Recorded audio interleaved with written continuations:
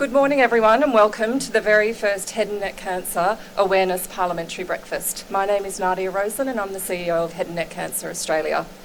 I'd like to begin today by acknowledging the traditional custodians of the land on which we're meeting, the Ngunnawal people, and pay my respects to elders past, present and emerging. Head and neck cancer is a complex and diverse set of cancers. It includes more than 10 different cancers that can affect a person's mouth, throat, salivary glands, sinuses, thyroid and skin. Given its complexity, we couldn't invite just one patient to share their story today. So I'd like to start by welcoming our guest panel members, Mike George and his partner Sue, who've driven up from Melbourne, Graham Lucy, who's flown up from Melbourne as well, and Usha and Ganesh Salagame, who've driven down from Sydney. Thank you very much. I'd also like to thank Laura Winter from Melbourne, who is not here today, but we will be showing a video from her. I'd also like to give a warm welcome to everyone here today who is a head and neck cancer patient, carer or family member. Thank you to each and every one of you for being here. We appreciate your time, support and your willingness to share your stories. Today's breakfast is quite literally giving people living with head and neck cancer a voice. For some, their voice has been lost temporarily as a result of their cancer or treatment for cancer, and for others, their voice has been lost permanently. We're particularly grateful to Senator Deborah O'Neill, Senator Michaelia Cash, and the Honourable Kylie Tink, co-chairs of the Parliamentary Friends of Cancer Care and Cure Group, for hosting our first parliamentary breakfast today, and all of the parliamentarians who have joined us.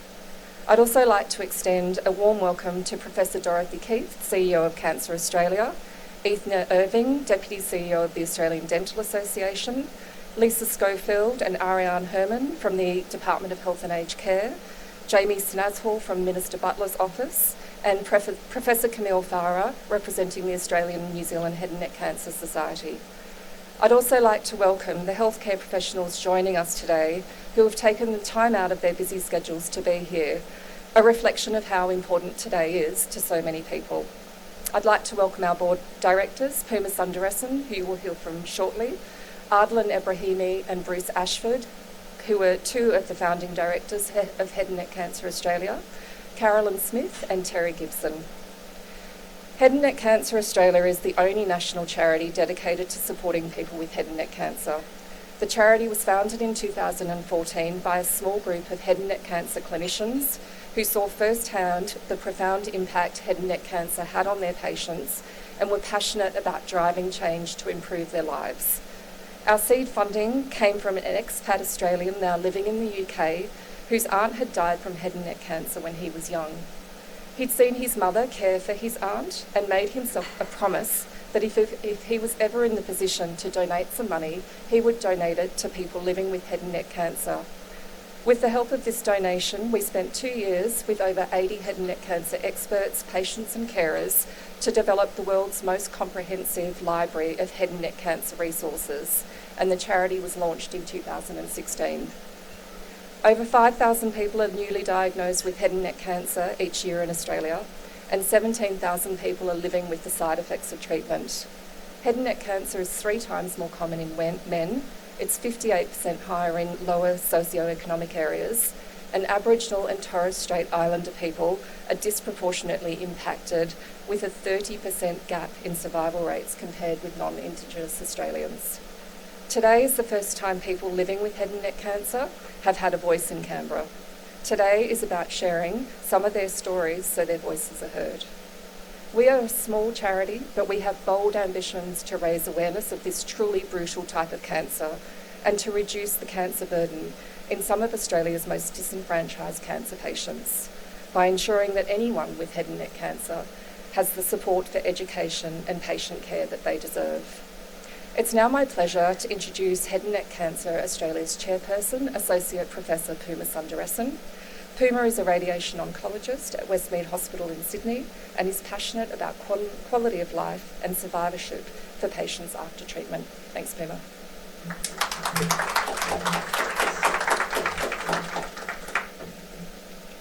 Thank you, Nadia. Just yesterday, I met with 2 of my head and neck cancer patients in my clinic, And they couldn't have been any more different than what conjures up in most people's minds when they think of head and neck cancer. One man was about to start curative treatment with daily radiation therapy for 7 weeks for throat cancer, and he needed to have 5 teeth removed and a feeding tube inserted into his stomach before he could begin treatment. He was an executive in the banking industry. He was a father, he was a husband, he was a son, and he was a mate to the people that he played social soccer with. The other was a young woman in her 30s who had been treated for oral cancer and was learning to speak again after having had half her tongue removed. She was a teacher, had recently been engaged prior to her diagnosis, and had been planning to buy a house with her fiancé and start their life together.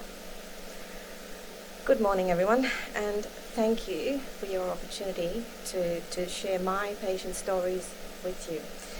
These stories are not too dissimilar to the stories that you will hear from some courageous and inspirational individuals in this room.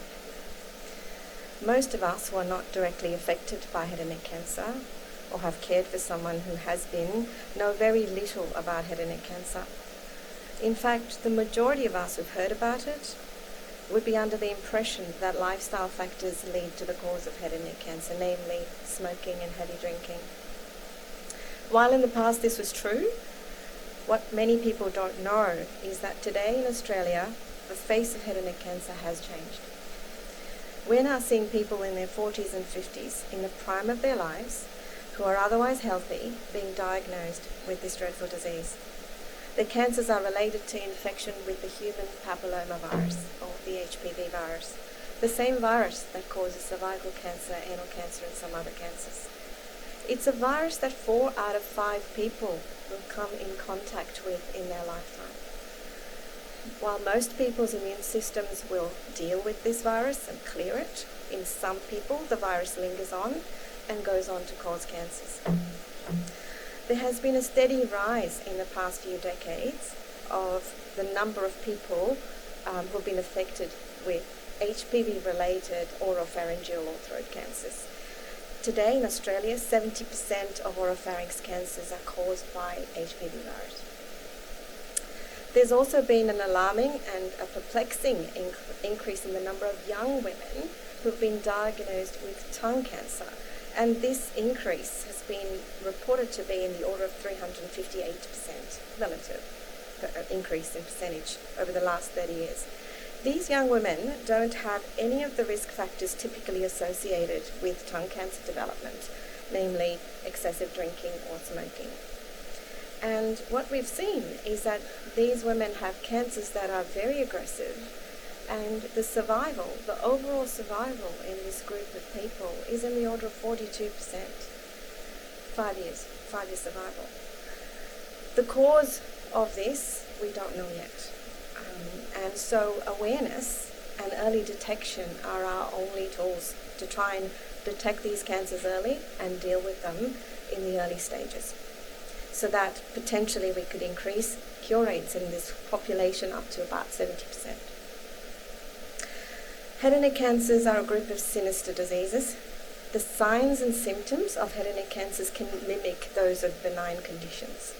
So a tongue ulcer or a lump in the neck, a sore throat, a mild earache. There is no screening test, sadly, for head and neck cancer. And so while they're largely curable, if detected in the early stage, most of the time we're detecting them later on. And when we detect these cancers later on, not only are the efficacies of the treatment poorer, the consequences on people's function, their appearance, their quality of life can be very significant. For a person with, say, tongue cancer, being detected at an early stage means the difference between having a small part of their tongue removed versus having half their tongue removed and having a major reconstruction where a part of their arm or their leg is used to reconstruct their mouth. And they may still go on to need daily radiation for 6 weeks and chemotherapy to sterilize any stray cells that could still be left behind. For someone with a voice box cancer, being detected in an early stage might mean that they have this tiny lesion on the vocal cord lasered off by our clever ENT surgeons versus having their whole voice box removed and them being left with a breathing hole in their neck to breathe through. The treatments for head and neck cancer are widely recognised to be amongst the toughest. While 71% of people across the board will be alive 5 years down the track, the short-term needs that they have and the long-term needs that they have are very complex, and their ongoing quality of life can be distressingly poor. Both the cancer and the treatments needed to treat it can impact on a patient's critical functions. Basic functions that all of us here take for granted: breathing, speaking, communicating, eating, sharing a meal with our loved ones, swallowing without coughing and spluttering in public. They can affect people's hearing, their eyesight, their sense of smell, their sense of taste. People may have their salivary glands removed or irradiated through radiation therapy, and that can leave them without saliva for the rest of their life, so they can have a dry mouth. And what this means is that they have a higher risk of tooth decay and dental complications for the rest of their lives. In our patients, the physical, functional and psychological effects of both the cancer and the treatment can stay with them for the rest of their lives. Living with and past head and neck cancer can be a lonely and difficult journey for a lot of people. It's well reported that there are high rates of anxiety, depression, social isolation, and lack of loss of employment in people affected by head and neck cancer. Any one of us in this room not already affected by head and neck cancer could be. The face of head and neck cancer has changed. Today is about shining a light on head and neck cancer so that we can all be more aware and we can facilitate early detection. It's about shining the light on the devastating impact this cancer and its treatment can have on a person for the rest of their lives. It's about shining a light on the support that people desperately need to give them the best quality of life possible. Thank you very much.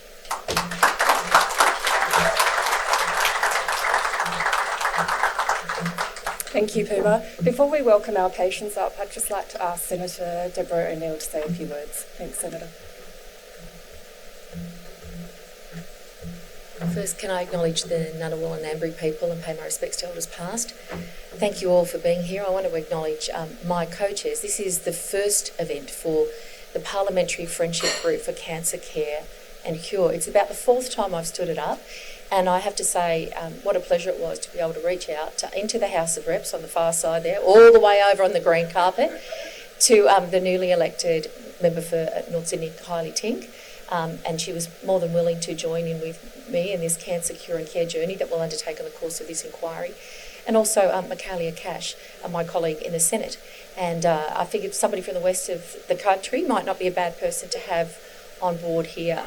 I want to also acknowledge other colleagues who are here with me: Anne Ruston, Helen Polly, Mike Freelander. So Anne from South Australia, Helen from Tasmania, Mike Freelander, wonderful, wonderful doctor, paediatrician, before he came to Parliament in Campbelltown, and he looked after a few of my relatives over the years.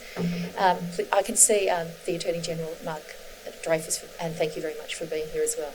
I hope I haven't missed anybody else. But there is a call to us. Oh, who else have we? Oh, sorry. Yes, so the member for Higgins. Thank you very much for being with us. Another doctor who knows a fair bit about what's going on. Thank you. We are just like you. We're privileged to work in this place. And when I drive around and I see the flag, I think, oh my goodness, did I get to go in and do something to fight for something good for my country? And this is what you're doing. With your talent and your capacity, Associate Professor Sundaresan, and the stories that you've told, this is a journey of the mind, but it's also a journey of the heart. And not everybody is called to come and be an advocate in your profession, but you're here doing that. In the brief time that I had to meet you before, I've met families. We're going to hear from Usha, who's supported here by her husband. And like you, we know that when cancer comes to a person that you love, it comes to a family. And it comes into our workplaces and it comes into a community. This is about our democracy and what we do with the power that we have, with the resources that we have in terms of time and talent, and also the investment of taxpayers' dollars in things that the community needs. So the reason that I'm here and standing this up for the fourth time is when I was 19, my younger sister, I'm the oldest of 6, 2 girls and 4 boys, my younger sister Helen was diagnosed with leukemia, acute myeloid leukemia. Still terrible rates for survival in that particular form of disease, and she passed 3 years later. 5 years later, my father died at 49 of a brain tumour. We had a really good run then for quite a while. Lots of weddings, children, things were going along perfectly until my sister-in-law found a lump in the stomach of my little niece. Lucy died just before she turned 4. And then 5 years later, her father, my brother Sean, died of a brain tumour. We probably should get some genetic testing, but that's a journey that families go on too. You are experiencing, in your particular disease, an incredible rise with the HPV having been only sort of quite recently found to have a significant impact in the last 10 years. I think it wasn't even considered before that. And people all around the country like you are doing their piece. So while we have particular responsibilities and the opportunity here in Parliament to be a particular voice for you at a particular time, I really want to encourage you to continue with the active citizenship that you have shown.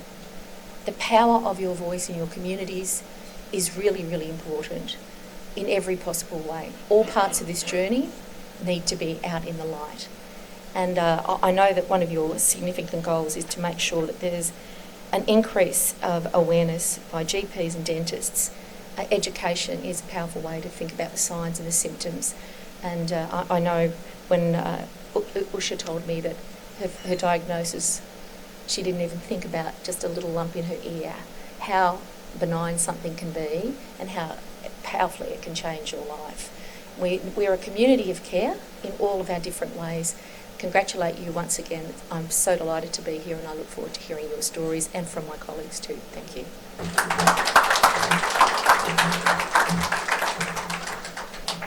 Thank you, Senator. I'd now like to welcome our very special guests up to the stage, Mike, Graham and Usha. And so you can come join me up here. And while they're making their way up, we're going to share with you, there's a young woman, her name is Laura Winter, who wasn't able to be with us here today. She had tongue cancer. She was diagnosed when she was 37, and Laura has very kindly recorded a message that she'd like us to share with you. And so we're just going to play that before we have a chat with Mike, Graham and Usha. Thanks, Susie. I don't know who those words will connect with, but here they are. I am the changing face of head and neck cancer. In April 2017, at the age of 37, I was diagnosed with stage 4 basal tongue cancer. I'd never heard of it before, and it started with an ulcer on my tongue. 2 weeks later, I had a 14-hour operation at Royal Melbourne Hospital to remove 75% of my tongue, my lower right teeth, and 5 millimetres of my jaw. Once I'd recovered from surgery, I was sent to Peter Mac for 30 rounds of radiation therapy over 6 weeks. It's not an exaggeration to say that the amazing healthcare professionals at these 2 hospitals saved my life and gave me precious time back to be with my husband and boys. But it was Head and Neck Cancer Australia, in many ways, actually gave me my life back. It's a funny, indescribable period of time post-treatment. There's an expectation that you're happy because you're cancer-free and that you're alive. But life is not normal. Life is not the same. I was missing a large portion of the inside of my mouth. I had no taste at this stage. I struggled to talk. I could barely eat or swallow. And the most heartbreaking of all was I was unable to kiss my boys, who were 5 and 2 at the time. I felt like I was handed a puzzle of 1,000 pieces from the hospital on discharge, and I had to put it back together on my own. It was my mum and sister who stumbled across Head and Neck Cancer Australia online. For the first time, I felt there was more out there for me. And I guess the biggest thing was there was more people like me. The people behind this amazing charity are beyond words of wonderful. Having a group of people who recognize the challenges that face us post-diagnosis and treatment and want to give us as patients or carers or anyone knowledge to empower us goes beyond words. Since hearing of John Diamond's oral cancer diagnosis, I feel a deep sadness for him because I understand the long battle and recovery road he has, because Australia knows him as a sinner and seems to focus on that and say, we hope to hear him sin again. But the reality is, I hope that he recovers well and can breathe comfortably, eat, speak, swallow, and socialize with loved ones to a degree that he is comfortable and confident with. Head and neck cancer is brutal and life-changing. This cancer can, and often does, rob us of our career choice, but more than that, it can rob us of our confidence, our dignity, self-esteem, and our ability to socialize and be accepted back into our social circle. Some of you out there would hate to attend a function while having a bad hair day. Well, imagine sitting at your partner's Christmas party at a fancy restaurant and being too embarrassed to smile because you have no teeth and feeling judged for that. Or having to sneak away to a restroom to feed yourself via a peg tube because you're too self-conscious to do it in front of strangers. I dream of a day where we are a charity that is out in the public eye, when people in the general public know what head and neck cancer is so it can be prevented or detected early. And for the next wave of patients to have access to the support that they need to help put their own jigsaw puzzle back together after treatment. More than anything, I would love there to be much, much, much more funding to be given to head and neck cancer. This is not to compare who has it worse or to create an us and them situation. All cancer is awful, and it's because all cancer is awful that all cancer survivors deserve support. Head and neck cancer is not sexy. It has nothing to offer in sexiness or grand appeal. But Head and Neck Cancer Australia is an amazing charity, and without a doubt, I would bend over backwards to help them in any way I can. And I really hope you will too.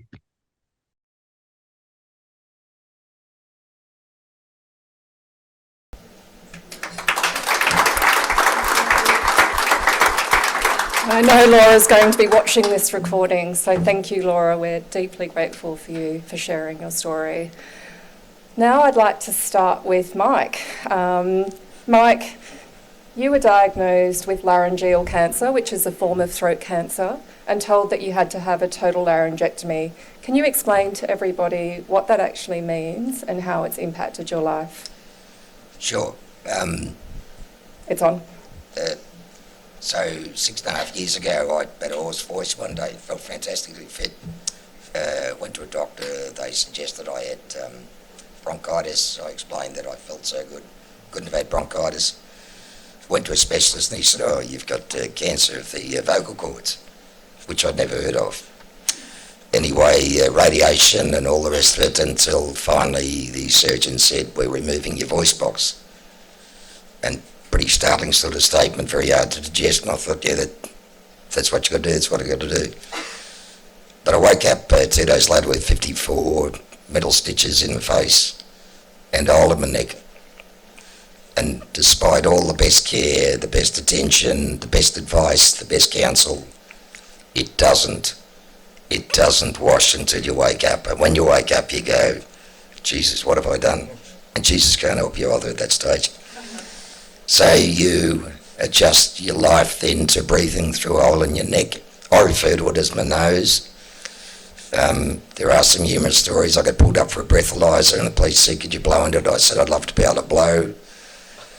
I won't tell you the language he used, but he took my licence and he threw it back and he called me a certain sort of smart ass and told me to nick off.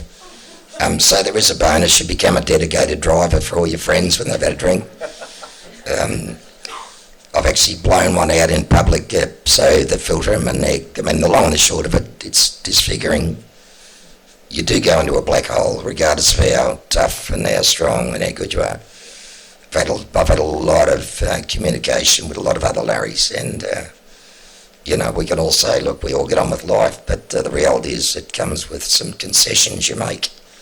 Loud rooms, eating food. When you cough, it tends to come out of your chest. Every time you put a clean shirt on, I can promise you coffee comes out all over it. And that's 6 years' experience. But the reality is that you wake up and you've got to learn to talk. And there's various means of being able to talk. Some of us can talk with a voice prosthesis. Some use an electronic larynx, which is similar to this microphone, which is perhaps an older style. Some do a thing called an esophageal speech, so we're like a diver. We've got to take the hand off the HME to allow ourselves to get enough fresh air into our lungs so that we can get the pressure up to be able to use the muscles to force a speech. So your nose and mouth don't work for breathing, they're disconnected. It's got an impact obviously in lots and lots of areas. Mike, can I just ask you another question? You started a support group called the Larrikins. There are a number of head and neck cancer support groups across Australia. Can you explain to everyone why these support groups are so essential, not only for patients but family members as well? Well, first of all, we did start as larynx. It's too hard to explain to someone you've got a laryngectomy. Most people can't spell it, including some of us. The other thing is that Aussies understand what an larrikin is, and we wanted to make it positive and constructive. So we started the group because the first time I and a few others that had Larrys, we met up with other people and all we heard is what you couldn't do in life. So, you can't do this, you can't do that. And we sort of worked out, well, we can do a lot of these things. We've had contact with 81 Larrys around Australia, male and female.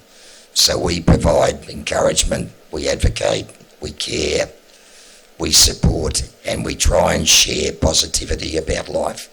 And we've got some fabulous stories of what some people have achieved, what they didn't think they could achieve, what their family members said. Our life's changed dramatically, we don't know how to handle it. And I remember one daughter saying, what am I going to do with a dad? And I've got to tell you, it's the best story I could ever tell you. It'll take too long, but 3 years later, this guy is flying. And as he said, the only thing I can't do, mate, is I still can't cook. But then he said, I can't eat much either, so it works well. So we have a weekly Zoom meeting Australia-wide. We've been running that since COVID. We've taught people to use technology to communicate. We encourage partners and family members to contribute, participate, ask questions, because amongst us, I tell you what I do know, no two Larrys are the same. So it doesn't matter, there's another Larry or two in the room. Surgeries are slightly different, we talk differently, you've got different voice prosthesis in your neck. You've only got one volume, so you've got a robotic voice. But I'll share this with you. I've got an 8-year-old grandson who wants to know why I can't buy a part on Amazon to fill the hole in my neck. And then he said, I'd like to be a doctor, and I'm thinking, Christ, that's frightening to think he might be that. Thank you, Mike. I did say to Mike that he had to share the microphone. So, thanks, Mike. Usha, we'll move to you next. Usha, you were working as a cancer epidemiologist for the Cancer Institute of New South Wales, specialising in breast cancer, when you were diagnosed with salivary gland cancer. Had you ever heard of this type of cancer before? No, actually not, which really shines a light on how much awareness is required. I had a small lump in front of my ear, and then in the crack between the GP and the dentist, it got diagnosed as a temporomandibular joint disorder, and I got some splint to wear at night. The level of awareness, whether it's among researchers or dentists or GPs, is so appallingly low. And as a researcher, I was so focused on my particular type of work that I knew so little about head and neck cancer. And when someone told me, get it checked, I said, no, it's fine, it's absolutely nothing. And it came as a really big shock to me. And I know you've said to me that you were familiar with the cancer terminology, which helped go through the treatment pathway, but how has it impacted your family? Oh, it has impacted my family in so many multiple ways. We just live through it every day, morning to night. My kids were like in year 8 and year 12 when I was diagnosed. That was 11 years ago. I've had 2 recurrences, 4 surgeries, 2 radiotherapy sessions. So I'm just walking along that road every day of my life. And it's my caring husband and partner who's here with me today. If it hadn't been for him and my 2 wonderful children, I don't think I would have thought life was worth living at all. What are some of the impacts of treatment, Usha? Oh, impact is every minute, right from where I choose to sit here now because I can hear only through my left. I try and avoid photographs because half my face is paralyzed. And if I have to be in the photo, I avoid smiling because my mouth is crooked. I have to wear these glasses because my eyes get dried. I just live through it every minute of my life. I don't know where to start and where to stop talking about it. I know, yeah. My mouth gets dry because I don't have enough saliva. My shoulder hurts. I can't hear through my ear. I don't have hair and cover this part of my face. I don't know what to say. And Usha, are you working? I recently stopped working. I kept working through my first diagnosis, treatment, second diagnosis, third diagnosis, and then I finally gave up. It was just too much strenuous on my eye, and I really feel sad that the expertise I've gained over the years is just sitting with me, and I'd like to make use of that and raise awareness as much as I can. Yeah, thank you, Usha.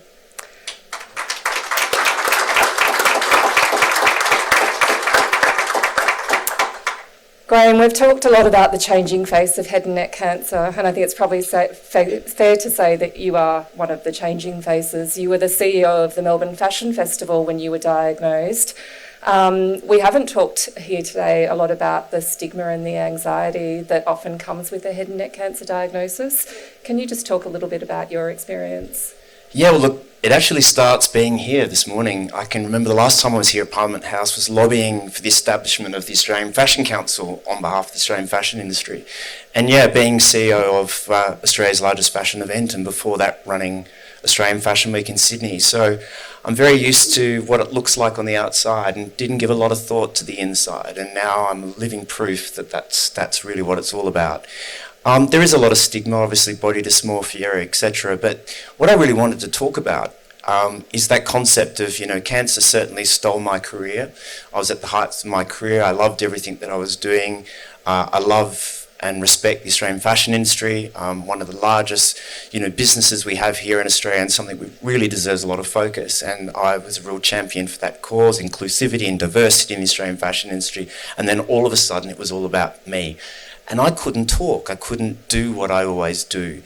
And I think the stigma is what it looks like on the outside and what I'm going through on the inside is a very different thing. The mental health.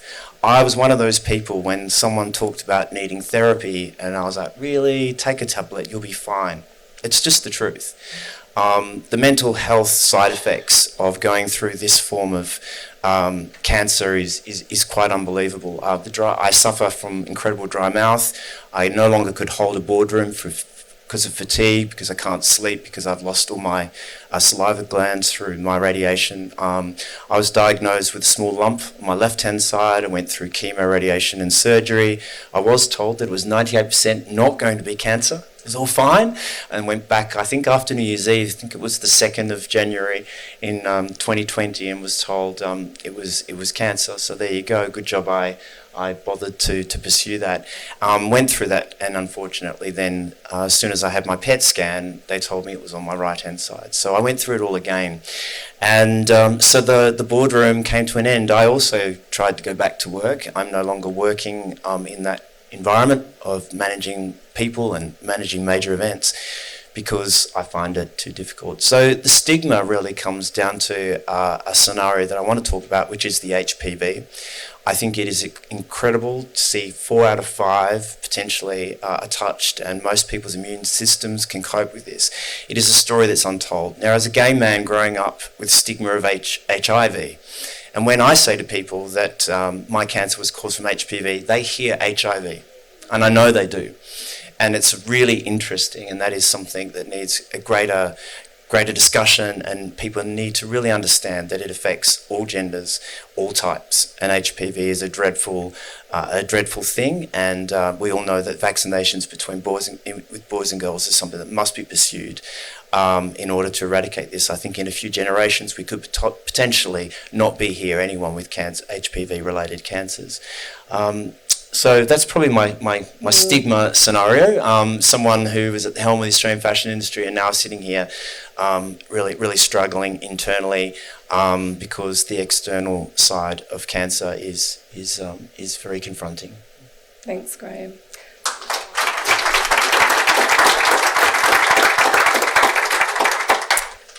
Today is your chance to have your voices heard and the voices of people living with head and neck cancer. As Julie McCrossan would say, who is an enormous head and neck cancer advocate across Australia, in a nutshell, what would you want your take-home message to be for everyone today, Mike? Need your encouragement to support education, awareness, and have the same profile that other people that are inflicted with other cancers as well.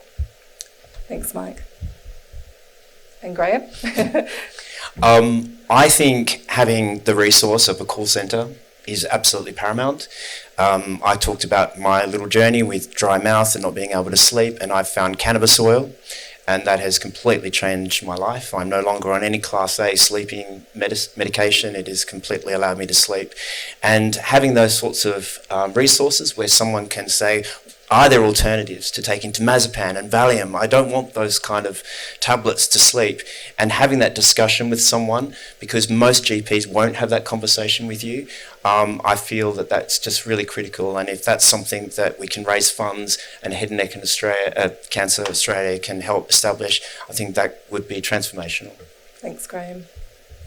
Awareness, absolutely more awareness, more support. The proof of the pudding is that I heard about cannabis oil for sleep just now. So I didn't know about it. I'm going to tell you all about it. So definitely there needs to be more information going around, more support, more awareness among dentists and GPs. And there are so many dental issues that we have to face. And most dentists, it's not really a dental issue. It's not teeth or gums. It's the jaw. It's the face. There's so much more around the dental issues that need support. Quality of life is such a big issue for head and neck cancer patients. And anything that can be done to improve their quality of life is very much the need of the hour, I would say. Thank you. Thank you. Thank you all very much. We're incredibly grateful for you sitting up here, and I'd like you to stay up here with me. It's always nice to have company. We'd like to finish just with a short video which we filmed late last year called The Faces of Head and Neck Cancer. Excuse me while I clear my throat. Can you just give me a sec while I put my nose on?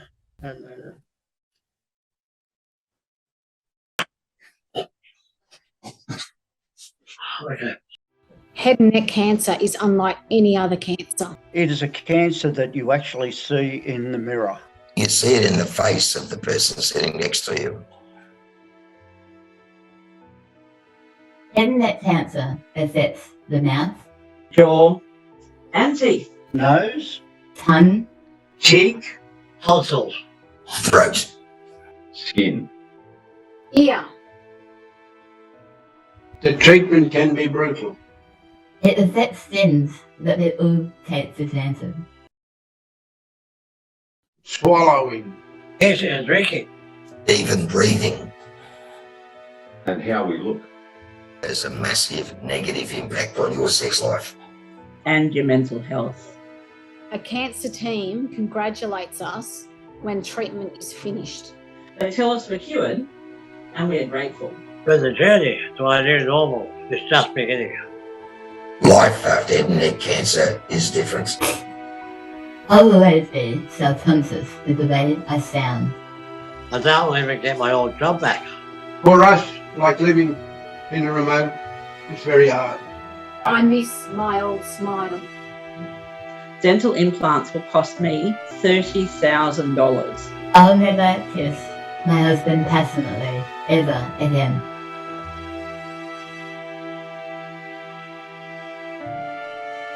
We just want to hold our heads high.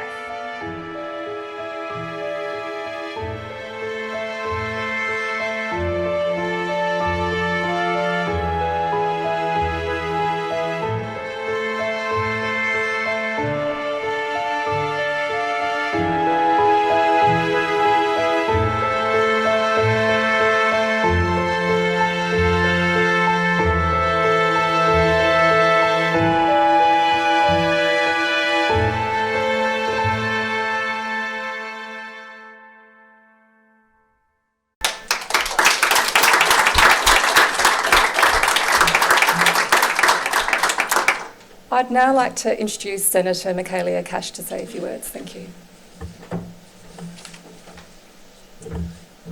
Ladies and gentlemen, on behalf of Deb and Kylie, can I just say after 15 years in this place, and I've been very lucky and very privileged to hold a number of positions whilst in government, when Deb called me and said, would you like to be one of the co-conveners of the Parliamentary Friends of Cancer Care and Cure, I have to say that was probably the greatest experience and the greatest privilege that I've had to date.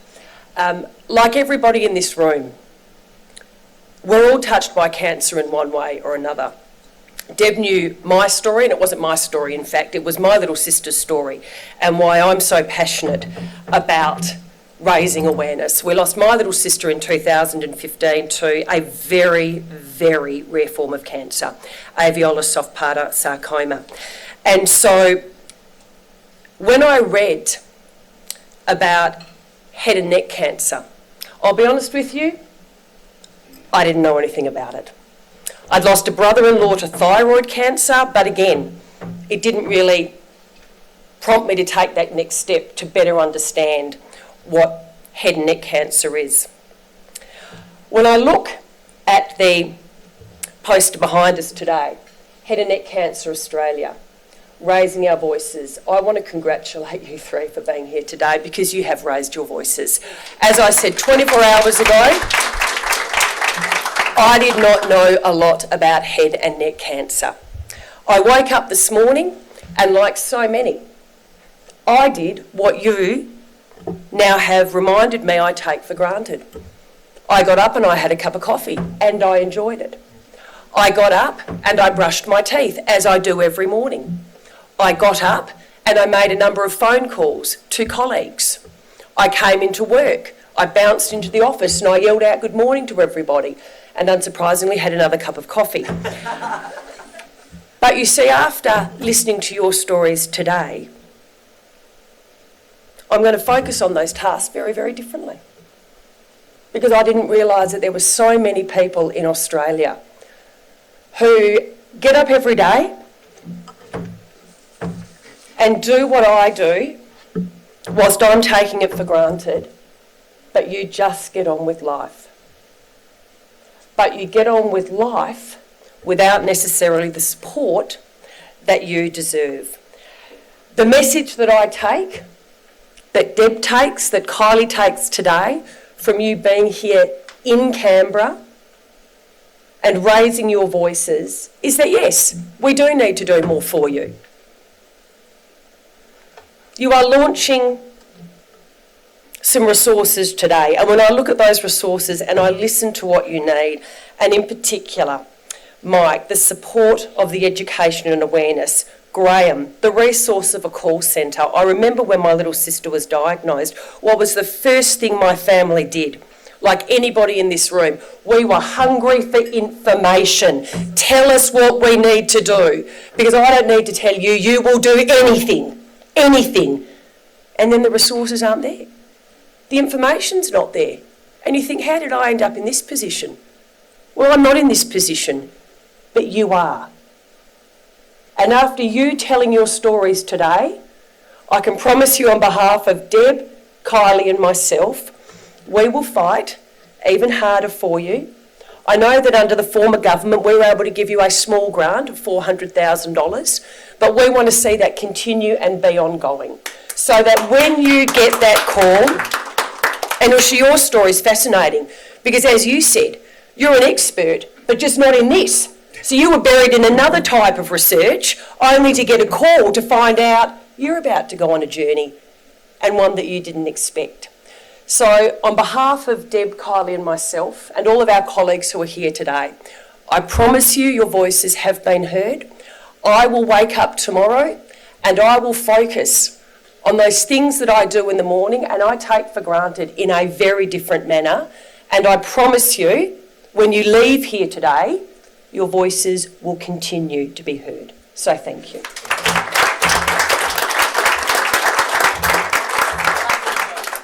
Thank you very much, Senator Cash. Ms. Tink, slight change, but I'd love it if you could come up now and also say a few words. Thank you.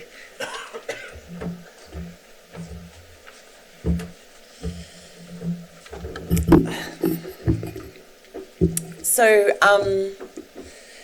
sometimes you find yourself in a room of people that really leave you feeling like the whole reason that you're here makes sense, and the whole reason that you're doing what you're doing makes sense. I am very, very grateful to be part of the Parliamentary Friends of Cancer Care and Cure, and a bit as Michaela said, when Deb reached out to me and asked me if I would be part of it, I didn't even hesitate to say yes, because I think my life experience is not as a politician. I never saw myself as becoming a parliamentarian, but actually I've sat where many of you are sitting today, working from the outside of government, trying to push in to make sure a message was delivered and that a group of people were heard and that voices were heard in this place. So for me, I want you to know that I see you and I hear you and I feel you. I do have family experience with head and neck cancer. I have friends who've had head and neck cancer.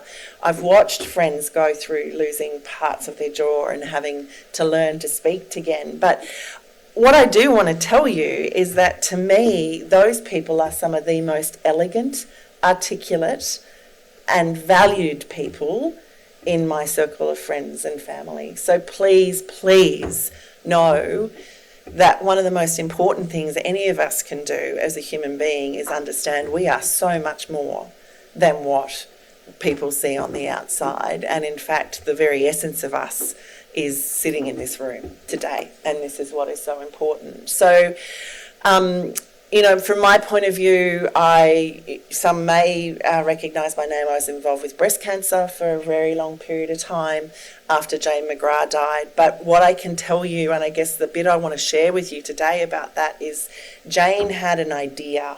She saw something. She saw a hole where there was nobody. And rather than sit in her own grief and her family's own experience, she decided to take that awareness and do something with it to help others. From that idea, the McGrath Foundation is now what we know it is today. And in the first 6 years after Jane died, we went from 4 McGrath breast care nurses to 100 because we were able to get into this place. We were able to work with the government and the opposition to make sure people heard our voice and understood what we could see was needed. And the McGrath Foundation has gone on to be and do everything that it is today. And I'm very grateful to those people and proud of those people. I know Jane would be proud of that organisation as well. The reason I share that with you today is not to say, look how amazing the McGrath Foundation is, but to say to you, it started where you are. And that is the most amazing opportunity that we all find ourselves with in this room today. I did not know of the connection with HPV. That shocked me this morning to learn that, and I will be screaming that from the rafters going forward, because I think, as Michaela has said, or somebody said, you know, we have a vaccination program now that is running around through young Australians. It'll be really important for us to continue to commit to that and encourage people to maintain it. I also, though, I think the universe is a funny thing, yeah? Coming in this morning, standing immediately behind me was a head and neck cancer nurse. And we got to talking about what she was doing. And there are 3 McGrath breast care nurses that are now head and neck cancer nurses. And I was saying, I know the difference that level of support can make in a clinical setting. Someone to help you navigate the systems, to tell you about the tips for treatment and recovery. So, you know, I'll certainly be digging in around that bit a bit more to understand if there's additional support we can bring into the hospital and healthcare system. But to everyone here today, from Nadia, you as CEO, you fight so hard every day, and I'm sure everybody in this room would want to make sure that you know how important you are, your leadership, your inspiration. Thank you. To Kuma, yourself and the board, I know how unforgiving it is on a not-for-profit board. I know that your friends are probably they love you to death, but every time you look them in the eye and say, can you help? They're still prepared to do it. So thank you for continuing to push. And to Mike and Graham and Usha and Laura, thank you so much for being so generous with your stories today. It really has been an incredible way to start today. And actually, I feel really excited to be able to say I look forward to working with you guys in the years to come to be able to look back on this moment and go, this was the first parliamentary event we had, and look how far we've come. So well done, guys.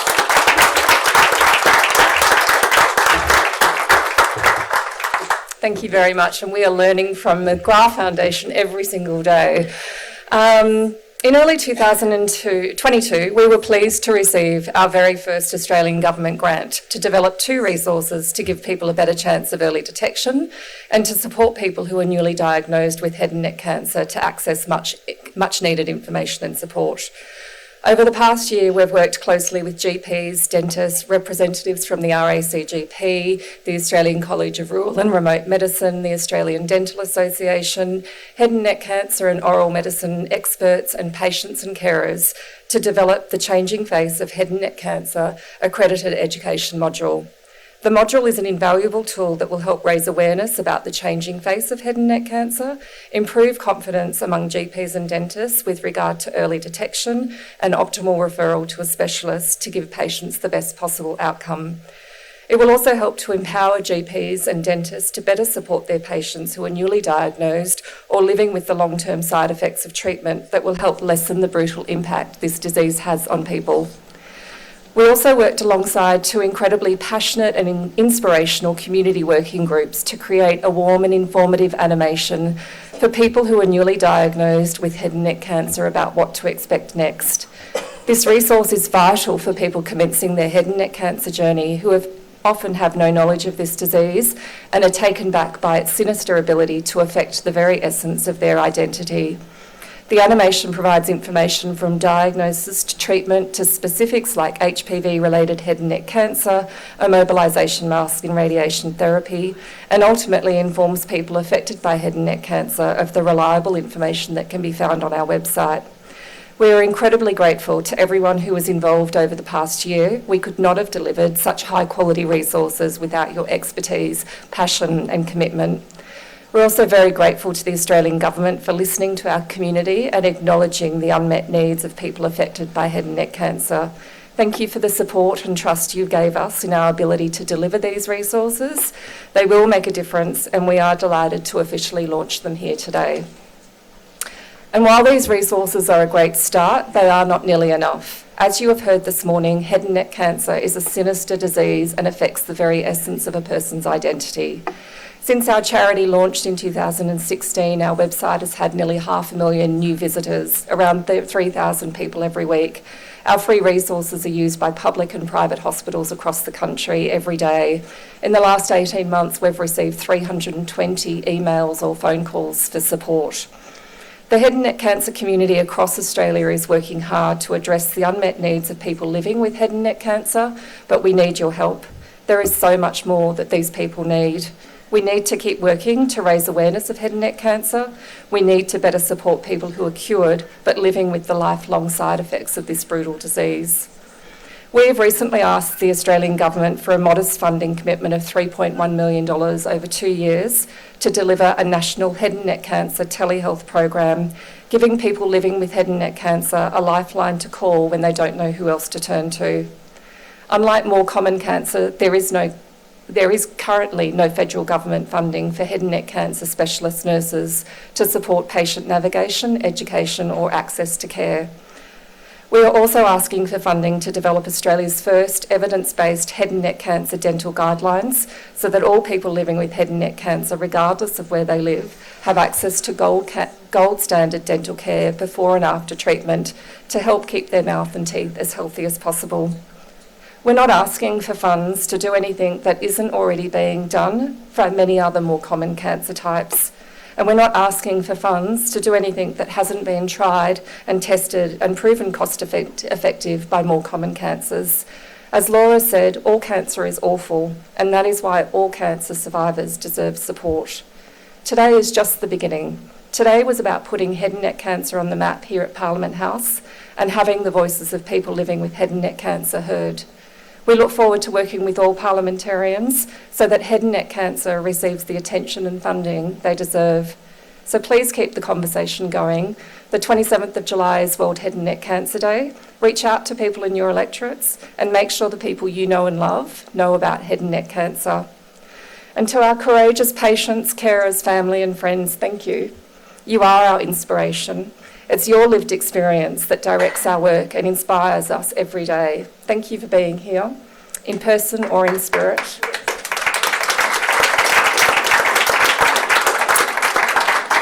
And before we finish, I'd just like to dedicate today's breakfast to Hayley Eldridge and the 1,250 people who have lost their lives to head and neck cancer over the past year. Today's breakfast is third time lucky for us. COVID cancelled it twice. Lovely Hayley was a force of nature. She joined us for our first ever meeting in Melbourne with the Member of Parliament, as did Mike, the former member for Higgins, Dr. Katie Allen. Hayley had never been to Canberra before, and she was beyond excited when we were invited to host a parliamentary breakfast here, and I asked her if she'd like to come, and she replied saying, "You bloomin' bet I'll be there." Hayley was only 27 when she was diagnosed with an aggressive sinus cancer in 2018. Her cancer occurred in September 2020, and she made it her life's goal to help raise awareness for head and neck cancer, which she did with gusto until she died in July last year. We're very sad that Hayley didn't get to join us here today, but thank you for being such an inspiration. And you can rest assured, Hayley, that we will keep raising our voices. So thank you for joining us. There are some light refreshments at the back, and that concludes this morning's program.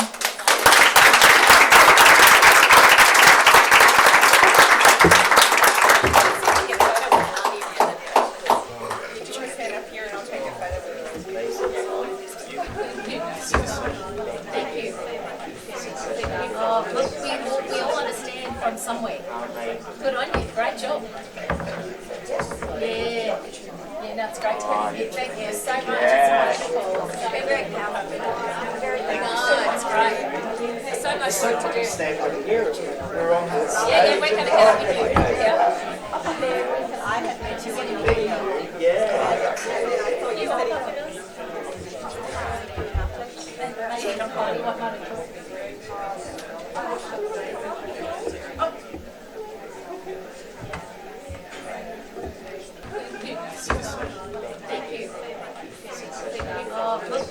we all understand from somewhere. Good on you. Great job. Yeah, that's great to have you. Thank you so much. It's wonderful. We're very powerful. It's great. There's so much work to do. Yeah, we're going to go with you.